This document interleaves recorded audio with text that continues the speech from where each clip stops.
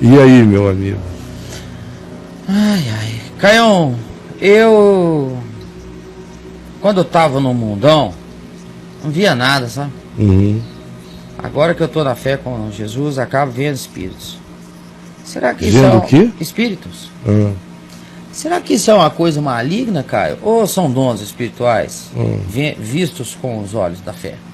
Não, eu não acredito que nenhum dom de Deus se manifeste como um vulto que passa pela gente, para lá e para cá, ou como uma assombração que a gente enxerga em casa, ou uma aparição que simplesmente aparece. Isso nunca é dom de Deus. Não. O dom de Deus tem significado, propósito, ele é simples, prático, é objetivo e ele é de acordo com Jesus, de acordo com o Espírito de Cristo.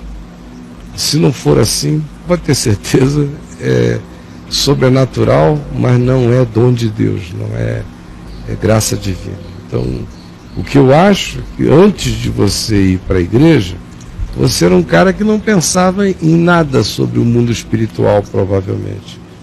E depois que você foi para a igreja, você teve aquele choque e passou a crer, especialmente estando num ambiente que falasse muito do diabo e dos demônios, passou a crer na existência dessa dimensão. E como você não aprofundou a experiência do Evangelho de fato na sua vida, você só exacerbou as suas impressões novas agora a respeito do assunto e abriu dentro de você uma dimensão que você tenha sido pela via do medo, pela via da curiosidade ou pela inconsciente hipersensibilidade que ficou produzida latentemente em você, embora você não tenha, quem sabe, nem observado o quão estimulado você tenha sido nessa área, pode ser por uma dessas razões que você começou a ter essa percepção, agora ter essas visões. Agora, se você quiser parar com elas agora, a decisão é sua. Você quer parar? Quer parar com essas visões hoje, agora, já? Quer nunca mais ver nada que não seja exclusivamente o que Deus queira lhe manifestar, e em geral Ele manifesta a gente as coisas dele, da palavra dele, não usando nenhum desses mecanismos. Ele trabalha pela revelação do Espírito no nosso coração, firmando e enraizando a palavra dele em nós. Mas você quer parar de ter essa experiência para sempre? Se você quiser, decida de todo o coração dizendo: eu quero, e em nome de Jesus eu não quero nunca mais ter essa experiência. Diga isso, meramente pela palavra, simples assim. Se você carregar uma decisão de fé, uma decisão espiritual, psicológica, racional, tudo em você se alinhar numa mesma vontade em fé, com toda sinceridade você disser isso ao Pai: eu não quero mais ver nada disso, em nome de Jesus. Pronto. Amém. Você nunca mais verá. Acabou, assim como acabou. Acabou. Nunca mais verá. Em nome de Jesus. Creia e pronto. Acabou. É simples assim, porque é assim que é. Porque assim é com Jesus, porque esse é o poder. Você decide. Acabou? Se você pela fé crê, já era. Nunca mais voltará. Essa é a minha certeza. Eu espero que seja a sua também.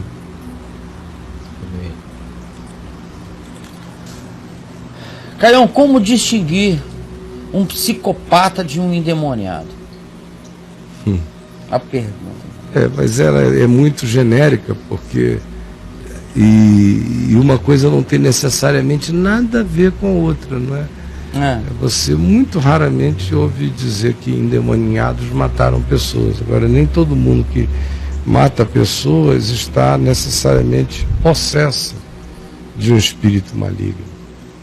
O que acontece quando uma pessoa se torna uma psicopata aí já é a minha convicção, de que não importa qual tenha sido a ordem deflagradora do processo da doença, eu creio que a maioria absoluta dos casos são deflagrados por desvios de natureza psicológica, que acabam pelo comportamento e pela fixação de pensamentos e pela desordem, desagregamento mental que isso aí produz, acabam se somatizando e criando circuitos neurais fixos, dentro dos quais o indivíduo é preso, fica preso.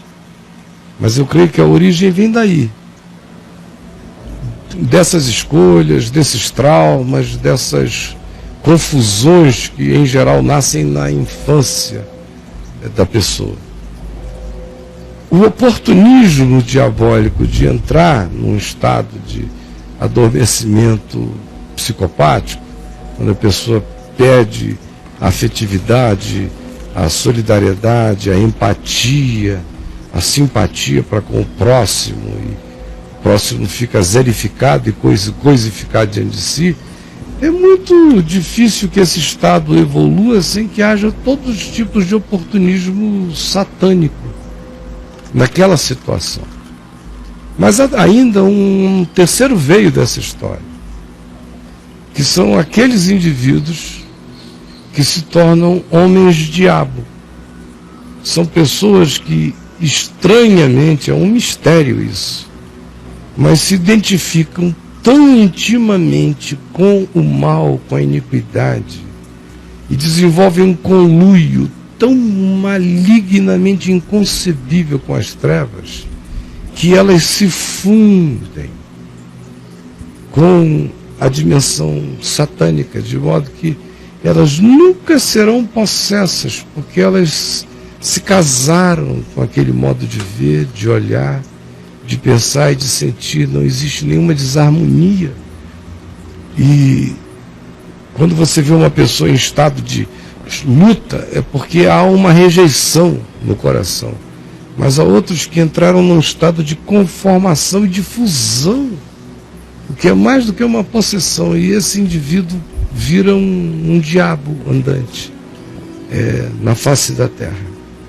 A pergunta, qual era mesmo? Como distinguir os psicopatas dos endemoniados? Pois é, então eu creio que fiz distinções suficientes, porque não dá para, por uma coisa, definir a outra. Elas são em si distintas e podem ter seus pontos de convergência nesses casos que eu falei.